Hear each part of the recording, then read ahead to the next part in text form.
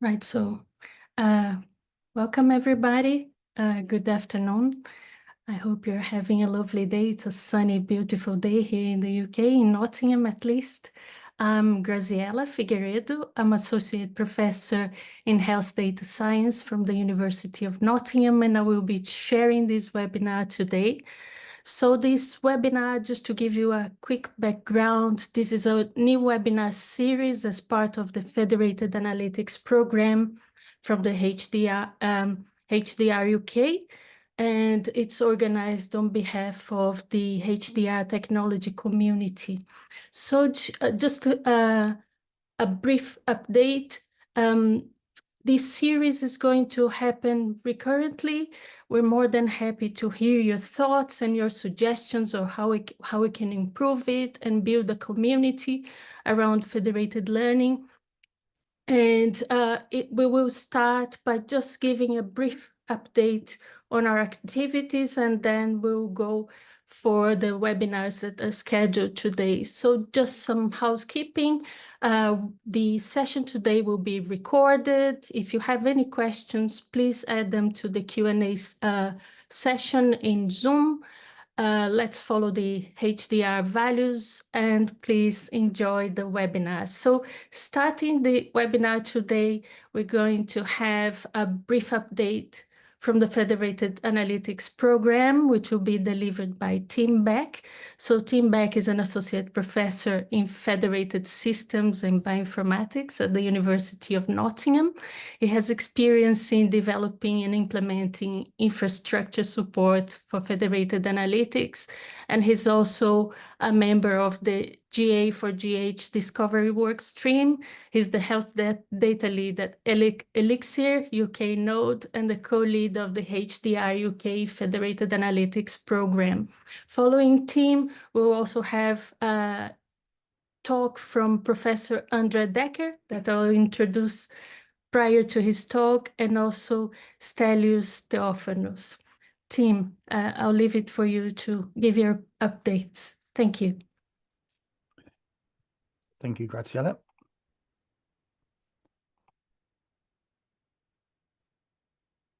I think you need to stop sharing your screen, Graziella, so I can share mine. Thank you.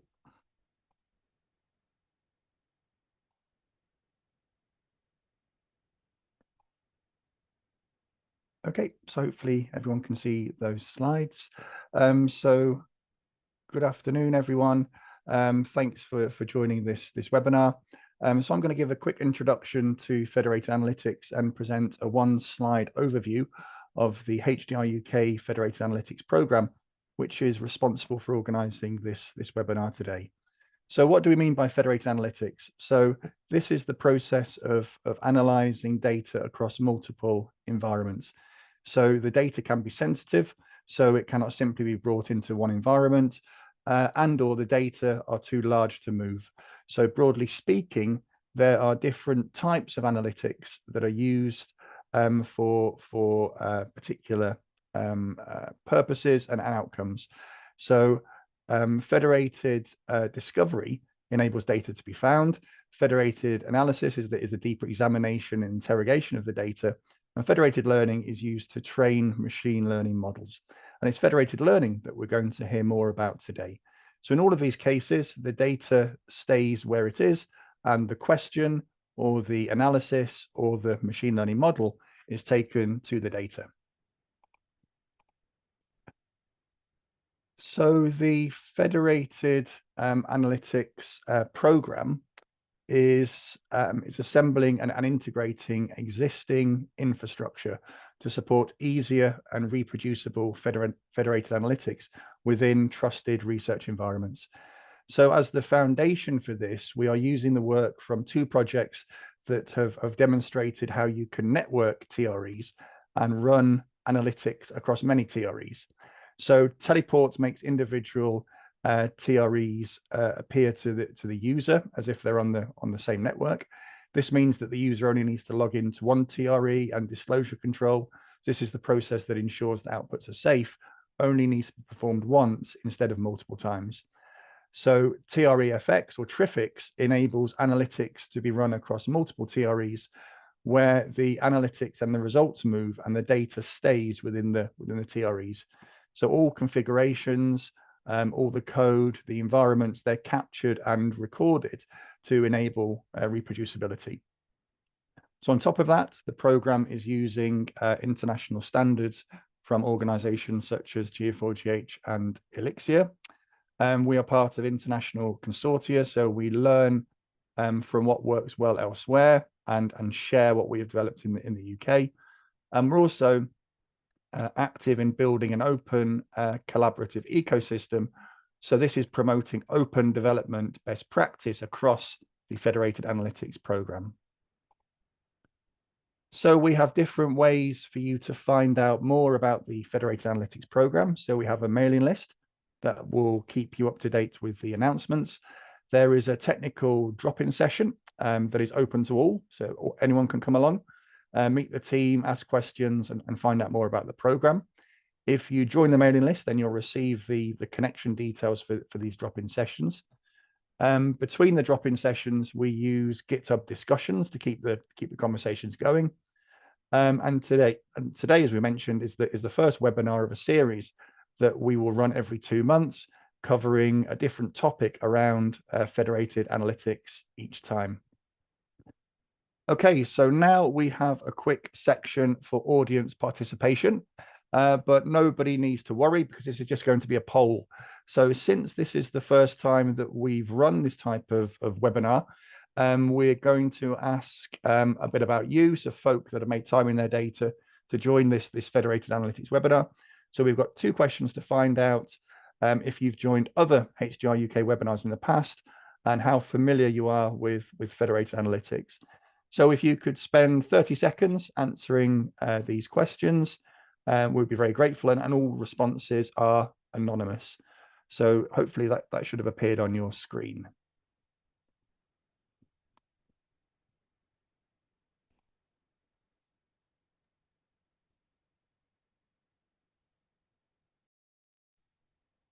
Thank you, team. So now proceeding to the next speaker, we're going to have a talk from Professor Andre Dekker, who is a professor in clinical data science at Maastricht University. And he's also a professor in Maastro Clinic in the Netherlands. His clinical data science has an impressive number of 50 researchers, and they are focused on federated, fair data infrastructures, AI for health outcome prediction models, and applying AI to improve health of patients and citizens.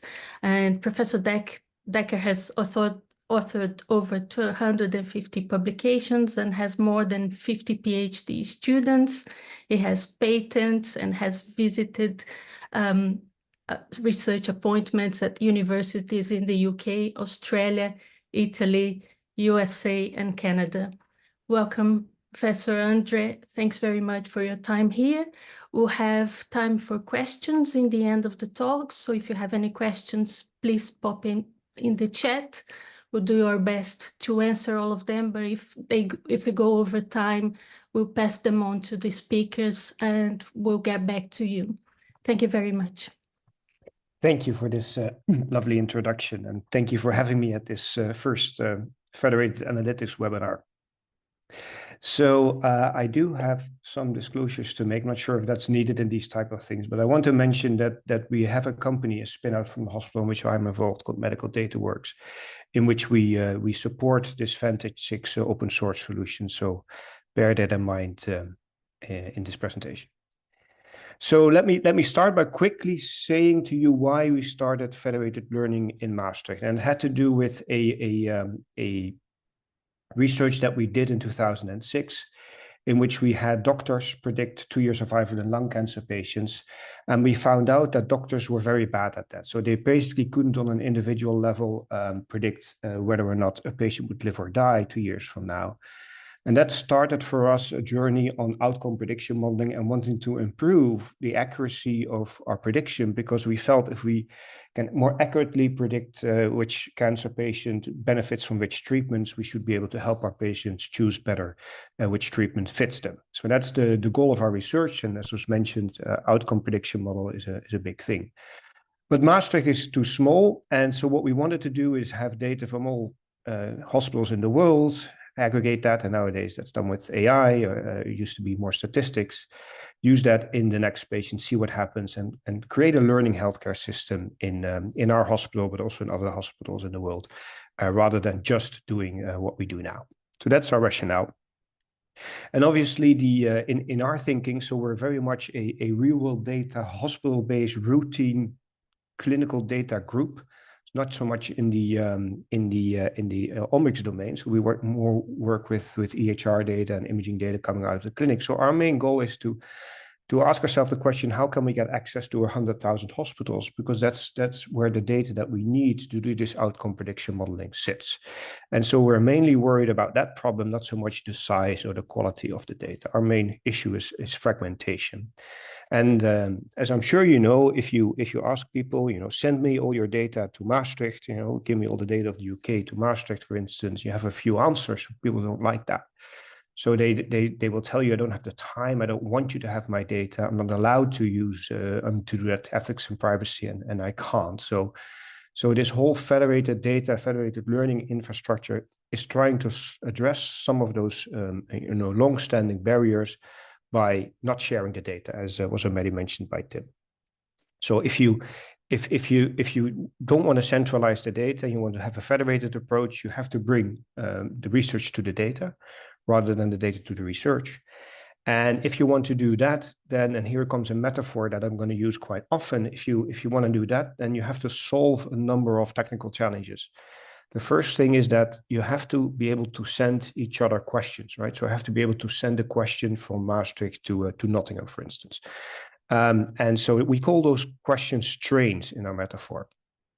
Now, if the Nottingham would receive our train from Maastricht and will double click and that train would start analyzing the data locally, Nottingham IT in the hospital would go berserk, because what's in that train, what is it doing, why is it using our data, starts communicating with the outside world.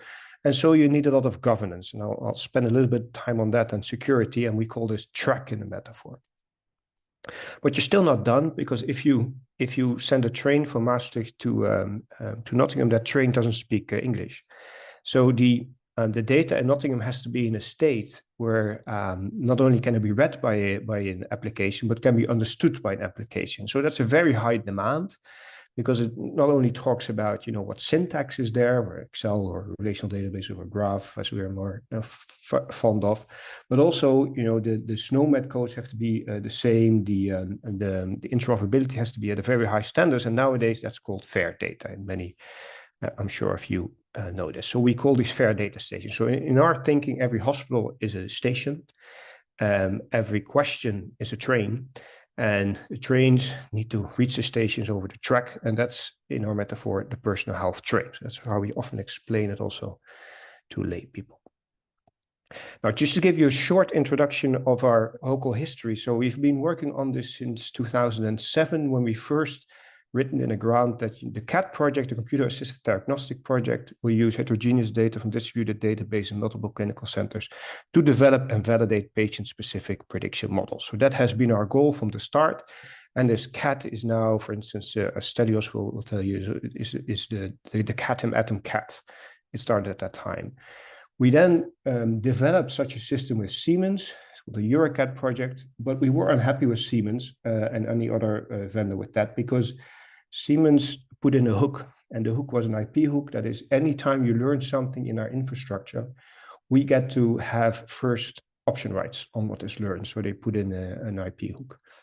And that doesn't scale very well, because nobody likes it, obviously. So in 2014, or 10 years ago, we started our open source version to compete with our own collaborator. They knew about this, but that's the predecessor of Vantage 6 that I'll talk about. Then we created this personal health metaphor together with the people in Leiden who were developing the concept of FAIR data, which is important to the principle. And then in 2016, but there was a name change, right? So until that time, in 2016, we produced our first paper on distributed learning. You can see here the title, Developing a Predictive Model Based on Data on Multiple Hospitals Without Data Leaving the Hospital. And 2017, Google also came out with their federated learning solution. And since then, it's called federated learning. So there was a name change, if you want, from distributed to federated learning. And they were using it to learn from the droid fonts, especially the keyboard predictions. Since that time, obviously things are doubling every time. So now it's an exponential subject. We went on with the Dutch Cancer Registry, which is now hosting the open source version of Vantage 6. It was first called PPDLI, Privacy Preserving Distributed Learning Infrastructure. And nowadays, as was mentioned quite quickly in the beginning, it's part of Health AI, let's say the flagship research infrastructure in the Netherlands, which has this federated learning principle and so forth and so forth. So that's a bit of our story. What's now 18 years or something, 17 years in the making. And now it's part for the Health Ministry and other things.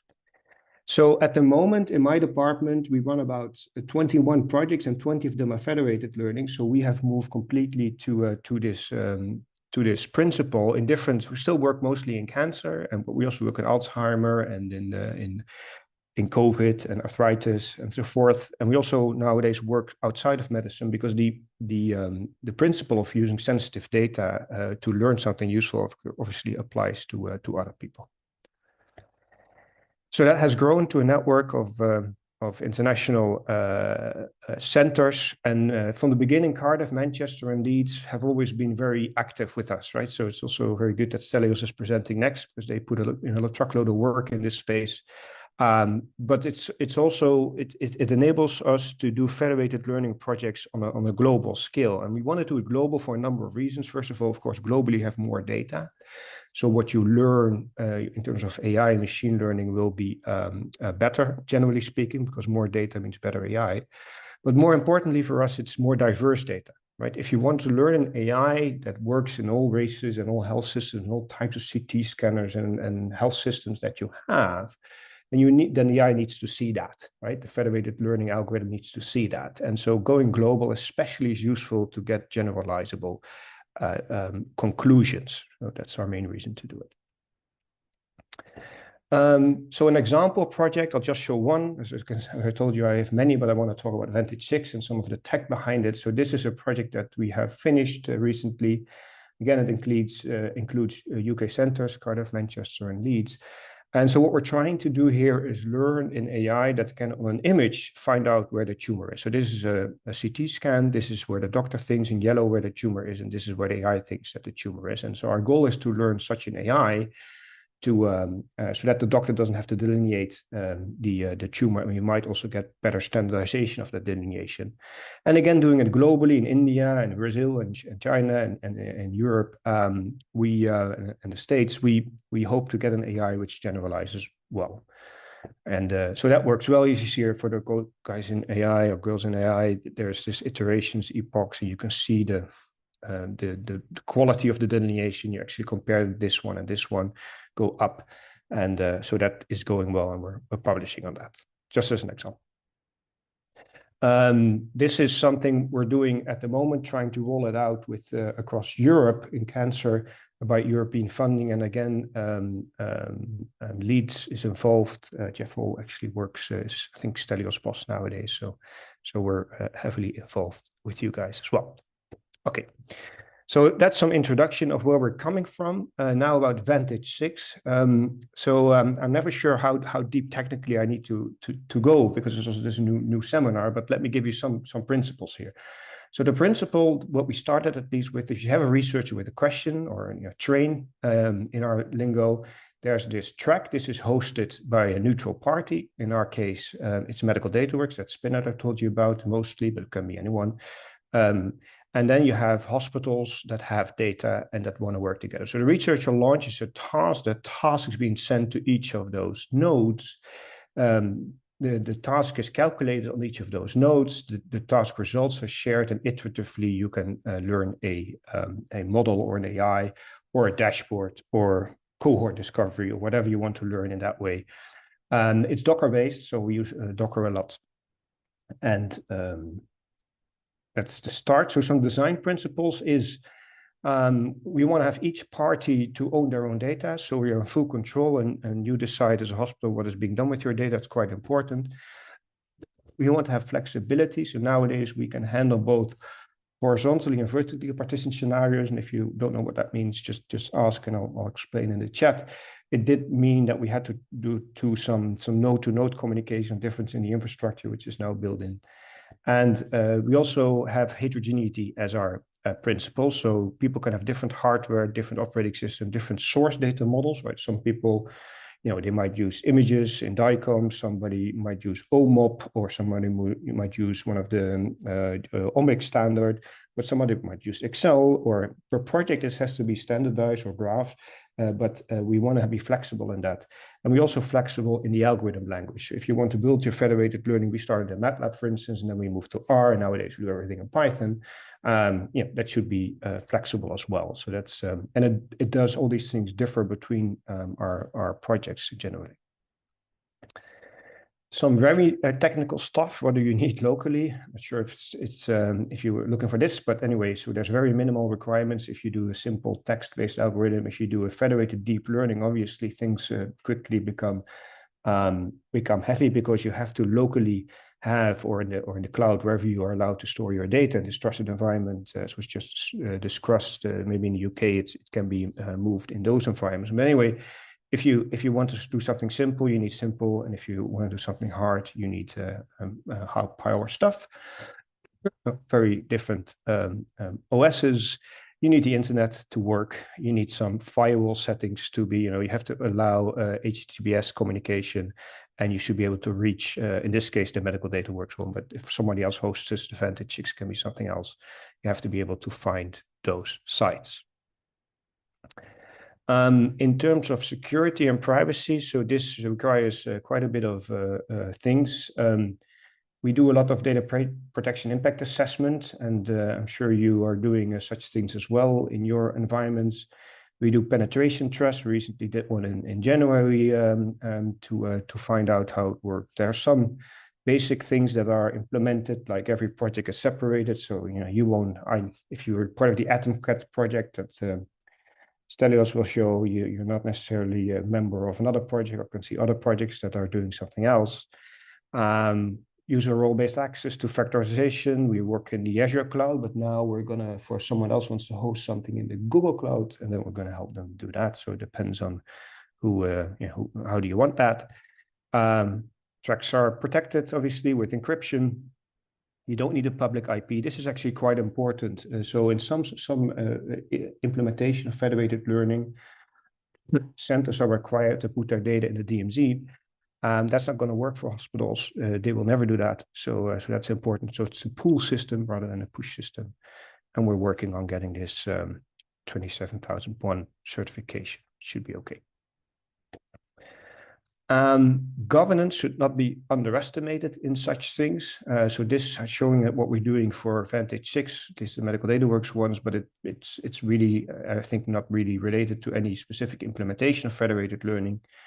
You still need to write a research protocol. You still need to get agreement between the people that have data and the people that want data, like things like intellectual property and money. You will need to contract with someone that hosts the infrastructure. So in this case, it's with us in Medical Data Works, but you can have other ones. And you still need approval from a whole bunch of people. So some people want to use federated learning to get rid of all that governance, but that's not going to work. Sorry to bust that bubble. But what we do see generally that this is quite accepted, because for many reasons it's a privacy by design system. For organizations that are like you, that are part of the DPA in the UK or GDPR or something similar, or the ones that are coming in the UK, and there's some more work to do, because according to the law, people are processors or controllers, and this is in federated learning quite intricate. And so that requires a position of everyone, and typically also everyone needs to do the PIA to understand the risks of such a system. But And there's lots of help on that. And we do have those all those things open access available for these agreements, for instance, and how do you do that? And how do you do a joint controller? And given our work, it's also important not to force everyone onto GDPR, because a center in the US will not like it if Maastricht forces them to follow GDPR, because that's a risk for them, right? So it has to be, these agreements have to be quite, as I say, intricate to make sure that everyone involved is covered by the regulations that they have to follow. In terms of the roadmap, so where we're going with Vantage 6, well, we have some, at the moment, sitting on a bag of funding to go at least for the next 4 or 5 years. So we have plenty of money to work on this. We have, so this is version 1, as you say, 2018. This is now this is the full, let's say, released version, September. The upcoming features here, the most important one is this algorithm store. And I want to spend a little bit of time on that, because the Federated AI algorithm store basically has to be a trusted environment where people can pull an algorithm to them and they know for sure that the algorithm is checked and secured and checksummed, and it only does what it promises to do. This has been an important requirement from the beginning. You as a hospital want to make sure that the algorithm that is running inside your environment is not some rogue R script or Python script from some kind of researcher, but is, you know, doing exactly what it promises to do. And that's what we call the trusted Federated AI algorithm store. It's still, you know, completely open source, but somebody has to take responsibility for these things.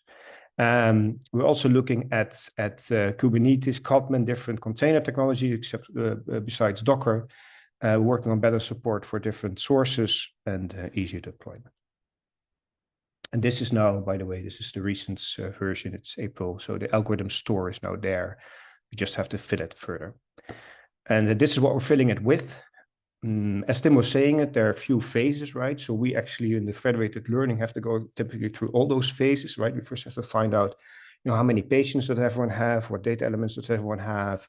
Then we have to do some basic analysis about bias and perhaps of imputation and augmentation, and then we can start the learning. And then when you're done with the learning, you want to start validating in all kinds of ways. So our idea of the algorithm store is that you can pull these things and put them, you know, put these modular behind each other so that your learning project is complete. This is work in progress, right? As I said, nowadays it's much more a free for all. And since if you trust that researcher with their Docker, then you can run it. But we want to go more towards this modular based way of doing federated learning. So the key messages of Vantage 6 is for me is that fair federated data infrastructure for us. As you can see, we're basically doing every project like this, so it's becoming the standard, at least for us, working in the clinical data and in the imaging domain. Nobody wants to share that data anymore, and so that's there. Vantage 6 has been a long-going, battle-tested thing. We are really doing it with real patient data in real hospitals on a global scale, and it's community-driven open source. So we firmly believe that this works. It doesn't mean it certainly isn't the best, but it does work. So what are the challenges that we're facing as a federated learning community as a whole? It's still somebody has to make the data fair at the source or interoperable at the source, and that still is the main concern. Still the most work, right? You can say to people, you know, map it to OMOP or any other common data standard that you might think of, but that typically takes quite a while to get hospital routine data into a different format and syntax and so forth. Legal and governance, although we're getting better and better at that, and maybe Stella will also tell something about that. Still getting, I think I was telling about 17 partners that are joining this federated learning on CT scans before, you know, getting that whole consortium agreeing and signing, you know, the real agreement is taking a long time. And then a more painful thing is that, you know, with federated learning, you are, I won't say guaranteed, but you're very close to making sure that privacy is preserved, but then it turned out that privacy was never the problem. So people still don't want to share data, right? So it don't think that this solves everything. As I said, we're working on this algorithm store, trusted trains, and then we also want to integrate. We have one project we want to integrate Vantage 6 with Data Shield, with Café Varium, I think it's called, and so there are 25 different implementations of federated learning, and hopefully we can at some point integrate with them. That's my quick introduction of Vantage 6, and hopefully I've been quick enough to keep some room for Stelios and then questions. Thank you. Thank you very much, Andre. We're going to proceed to the next speaker now, please. Stelios, whenever you're ready to share your screen.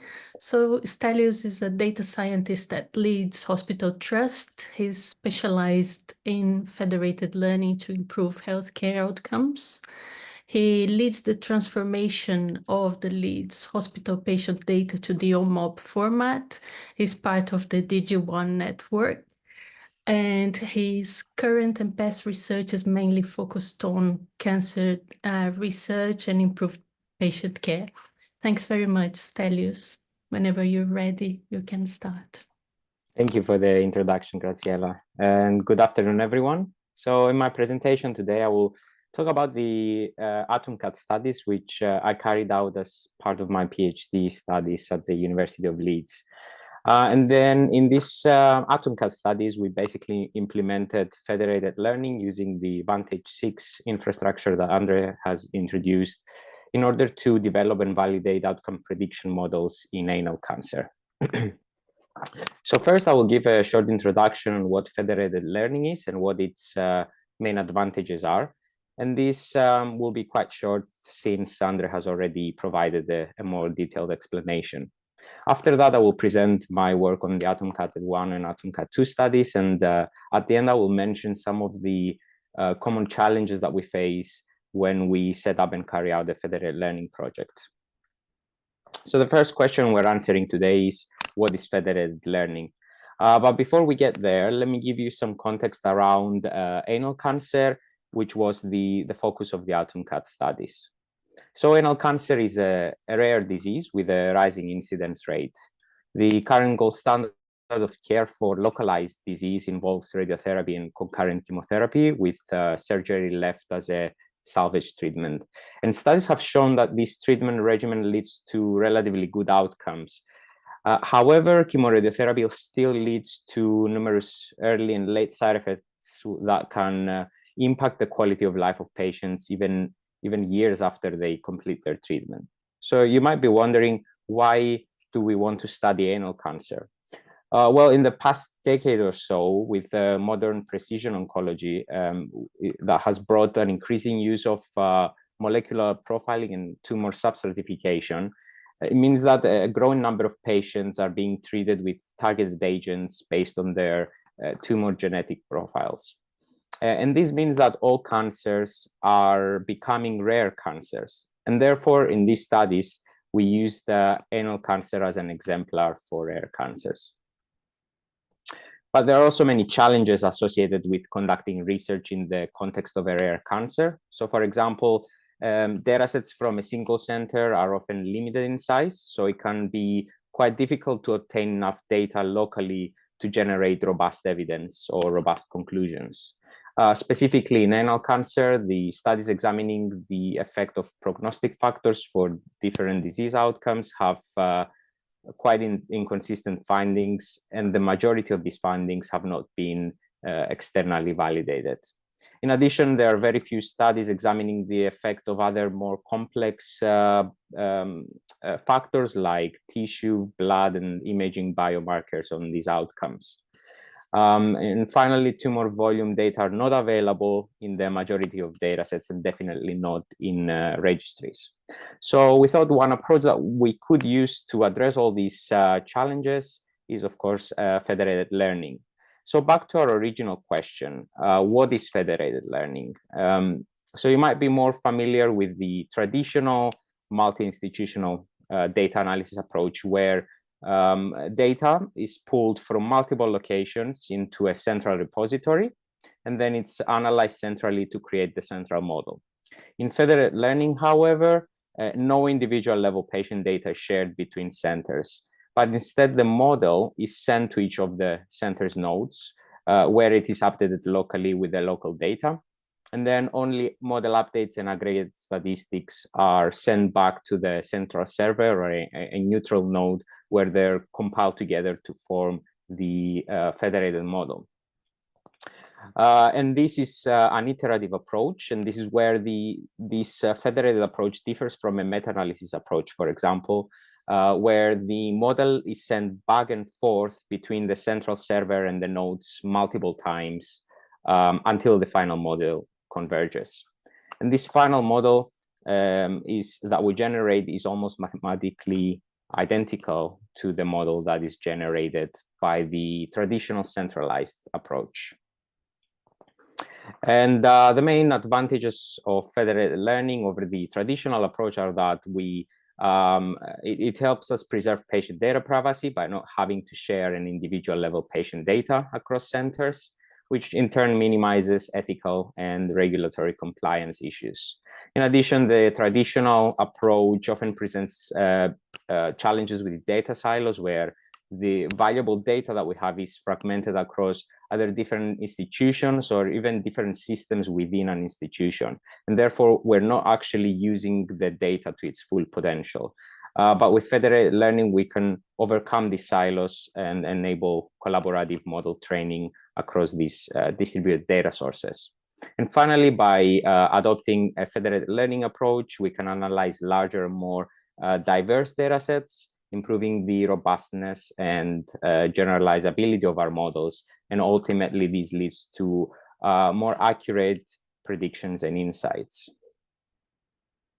And this brings us to the aim of the first AtomCAT study, which was to demonstrate the feasibility of conducting federated learning across 3 European centers. We had University of Leeds with Leeds Teaching Hospitals, Oslo University Hospital in Norway, and Mastro Clinic in the Netherlands.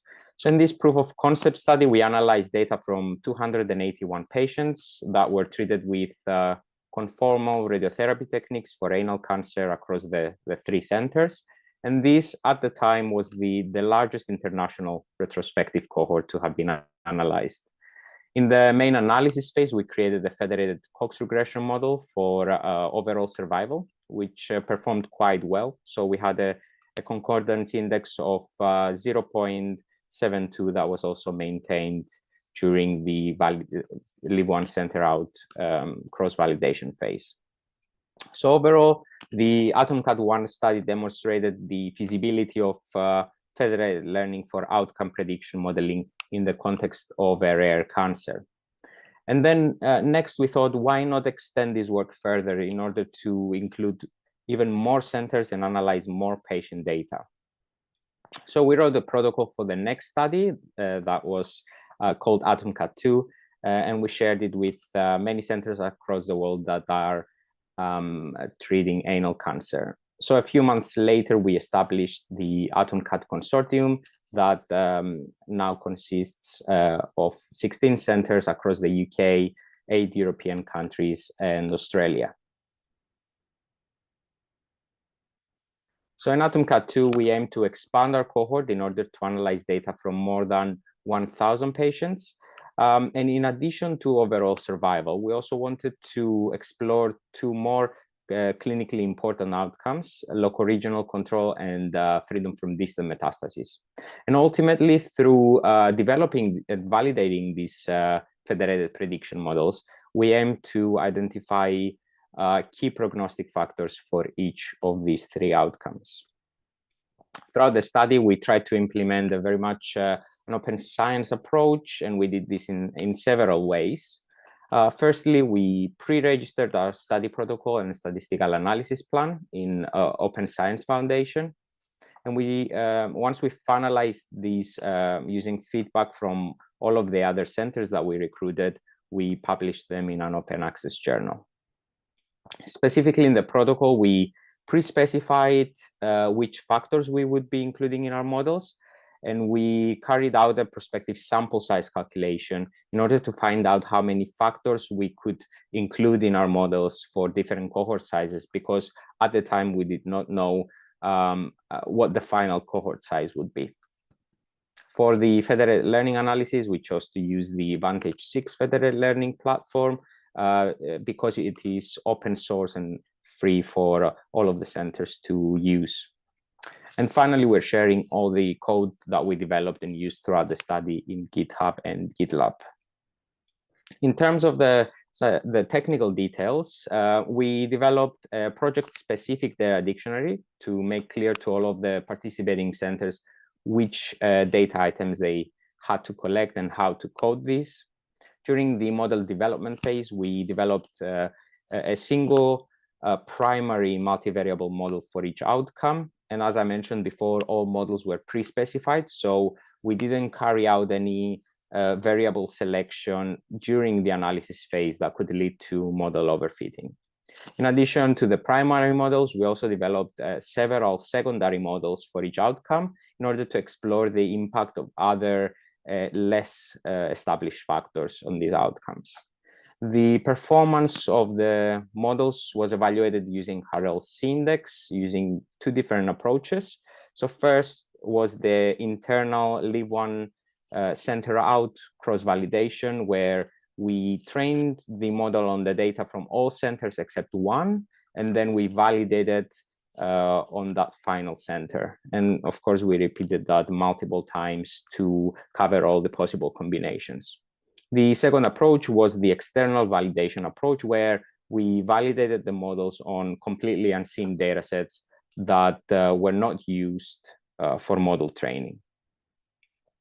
So overall, we trained our models using data from 1,428 patients that exceeded our aim at the start of the study. And we externally validated them on data from an additional 277 patients. And these are the summary statistics from the primary and validation cohorts, but I'm not going to go through these in detail. Instead, I want to highlight that almost 28% of patients were 70 years or older, and these are the patients that are likely to be excluded from clinical trials. So this is what we mean by learning from every patient. In addition, more than 80% of patients were treated between 2010 and 2022, showing that this was a rather contemporary or modern cohort. Here we have the summary information on the prescribed radiotherapy dose, the radiotherapy technique that was administered, and the chemotherapy regimen that was delivered. Importantly, we're able to plot the outcomes of patients across all centers. So these graphs show in the shaded bands represent the 95% confidence intervals for each of the centers, and the line in the middle represents the overall cohort weighted mean. Our federated prognostic models show that 6 factors are prognostic for overall survival. 3 were found to be prognostic for locoregional control, and 2 for freedom from distant metastases. Here it's important to highlight the lack of effect of the radiotherapy dose on any of the outcomes, which is actually interesting because it's being investigated in the Plato trial. So it will be great to see how the results from this clinical trial compare to the results from a real-world evidence study. And as you can see here, the tumor volume appears to be the most consistent prognostic factor across the 3 outcomes. In terms of the performance of the models, they appear to be performing quite well, both when internally validated as well as externally validated. And these calibration graphs also show that the model can stratify patients into low risk and high risk groups quite well. Using the models, we can then go back to our original data sets and our local data sets and stratify patients even further. So for example, using the Leeds patients only here, we can identify patients who have a low risk of locoregional failure and distant metastases, a high risk for locoregional failure, but low risk for distant metastases, low risk for locoregional failure, but high risk of distant metastases, and finally, high risk for both outcomes. In addition, we can explore the effect of different factors even further. So for example, in the graph on the right, we can see the effect of the primary tumor volume on both of the outcomes. And through this methodology, we can use our models to explore different treatment options for these subgroups of patients that we identify as a way of improving outcomes and, of course, improving care for our patients. So overall, through federated learning, we're able to analyze the largest contemporary international anal cancer cohort. We demonstrated that the nodal involvement is an important risk factor for distant metastasis, but not for local regional control. And tumor volume appears to be prognostic for all three outcomes that were explored. More importantly, we proved that large-scale data analysis is possible for rare cancers without actually having to share individual level patient data. And this opens up new opportunities to extend this work to more novel risk factors, including blood or imaging-based biomarkers, as well as toxicity prediction, which I think is where the real potential of federated learning lies. But of course, before we could successfully complete this project, we also had to face many challenges. So in this final section of my presentation, I will give you a peek of what goes on behind the curtains. And more specifically, I will discuss some of the common challenges that we may face when we set up and conduct a federated learning project, but of course, from the AtomCAT2 perspective. So one of the biggest challenges in AtomCAT2 was actually setting up and getting the collaboration agreement reviewed and signed by all centers, which actually took more than a year to complete. So initially, we used the collaboration agreement from another federated learning project called Argos that Andres showed before. And we used that as a template because it had already undergone multiple rounds of review by multiple international centers, including some centers that were participating in AtomCAT2 as well. But unfortunately, this did not make our life much easier. So we initially circulated the first draft to all centers in April 2021 and asked them to send it to their legal contacts for review. And then by December 2021, we also contacted the University of Leeds contracts team and asked them to review it on our behalf. In February 2022, we circulated the reviewed version to all centers and we asked them to provide any final comments by April. But as you can see here, we still received comments even a month after the deadline. So that meant that we had to go back, edit the agreement, send it back to all centers for another round of review before it was ready to be signed. One particular issue with the agreement, and Andre touched upon this a bit earlier, was that UK centers suggested that we should not mention GDPR, whereas the European centers insisted that GDPR should be mentioned.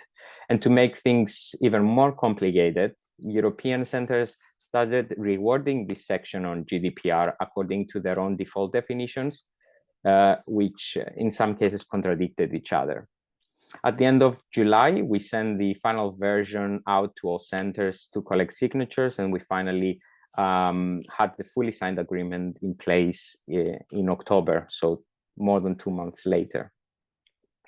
Another challenging aspect was getting the necessary approvals for the project, both at the local level and as a consortium. For some centers, it was actually much easier than others. So for some centers, a local IRB approval was enough. In addition, Leeds teaching hospitals and some other UK hospitals have an established board which can locally approve the use of radiotherapy data for research. However, some other UK centers did not have this, this board, and therefore they could not get their local approval. So we needed to apply for a central project approval from the Health Research Authority. And many of you will know that this involves filling a very long IRAS form, which we submitted for review to the study sponsor, the University of Leeds. And after several rounds of editing, we submitted it to the HRA and REC for approval. And this whole process was quite time consuming, and it took about 7 months between us submitting the protocol to the study sponsor to the first site being approved. Due to the nature of the project, so no individual level data sharing takes place across centers, and therefore data quality needs to be assessed and ensured locally. And it's paramount that each center spot checks their data to ensure that it's of high quality, but also that it adheres to the coding system that was agreed upon, because centrally we can only see aggregated statistics that they can give some indication of data quality, but not the full picture. In AtomCat2, for example, one of the centers coded their overall survival status in a different way to the rest. And we only found that out after the analysis, which meant that we had to repeat the model training and validation. In addition, dealing with missing data was a big challenge at the time, and we had to come up with our own imputation framework that was compatible with the capabilities of the Vantage 6 infrastructure. But as Andre has shown, since then, more and more algorithms are being developed, and including data imputation algorithms. Getting the IT infrastructure set up in all centers was also challenging. And some of the centers that initially expressed interest had IT issues, particularly with getting the necessary approvals to install software and open the network ports. So in the end, they were discouraged from participating. We also had various issues with the central server and the federated Cox regression algorithm, which again took a couple of months to resolve with the help of the server hosts and the algorithm developers.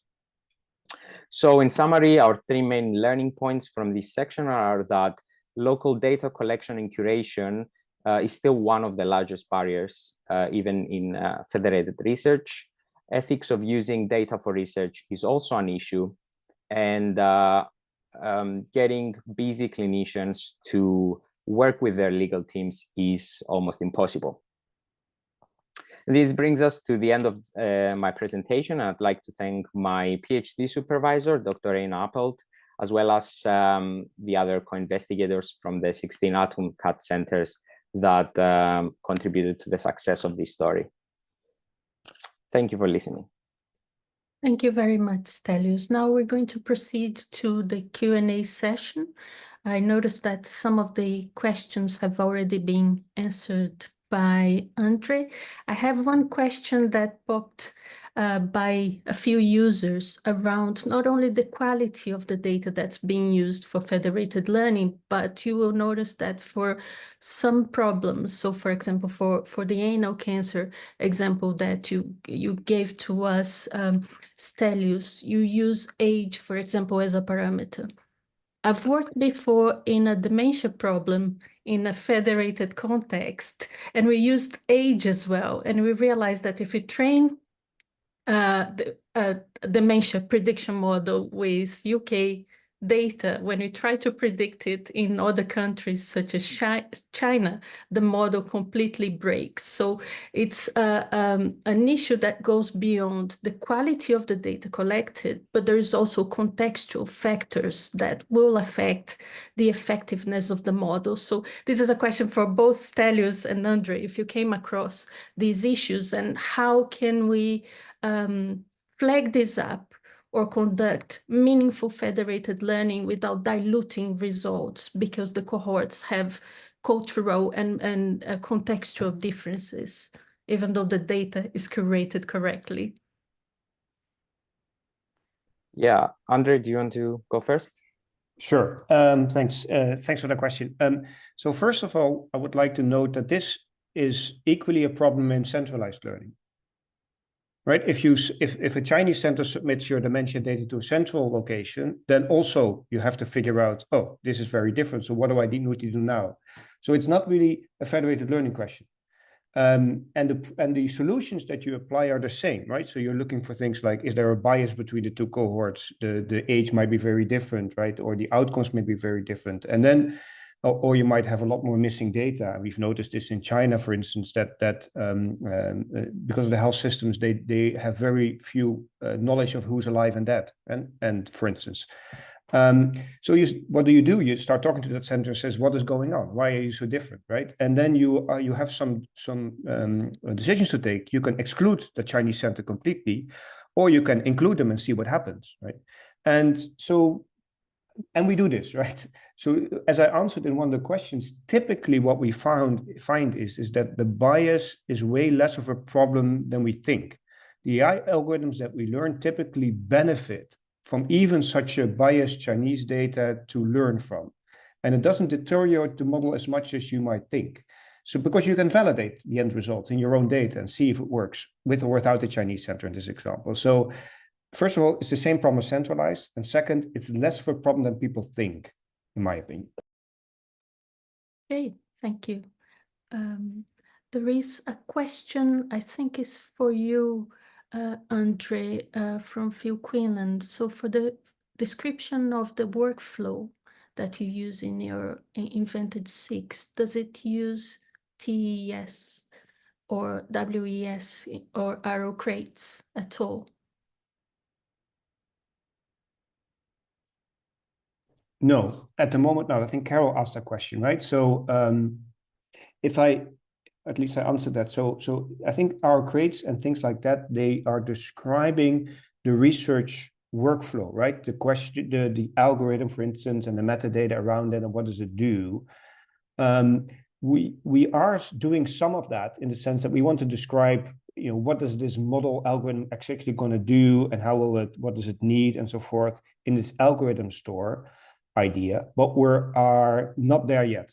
We're focusing much more on the infrastructure security, accessing the data and getting these things to run, than writing these perfect algorithms that are, for instance, metadata enabled, like with our crates. At least that's my understanding of it. Thank you. One question for Stelios. When you say that local collection and curation of data is still one of the largest barriers, can you please explain why this is such a problem for the examples you've worked on? Yeah. I think it's a challenge in any kind of data project, right? One of the, especially clinical and health data, is very messy, and collecting it and curating it and also putting it in a format that is consistent across different centers can be quite lengthy and quite difficult. For example, putting data into OMOP, a common data model, it might mean the same thing, but there are still many differences in clinical practice, in the way that the source systems in each hospital work, that make the transformation of this data into a common data model very difficult. And this is what I meant by that. With federated learning, we still need to carry that out, and that first phase of the project, and it's arguably the most important phase of the project, because the quality of the data that we provide for training is what will dictate the quality of the insights that we get from the model as well. Okay, thank you very much. We are now approaching our end of the webinar. We're running out of time. We'll still try to carry on answering the questions. Thanks, everybody, and I'm looking forward to see you in the next session.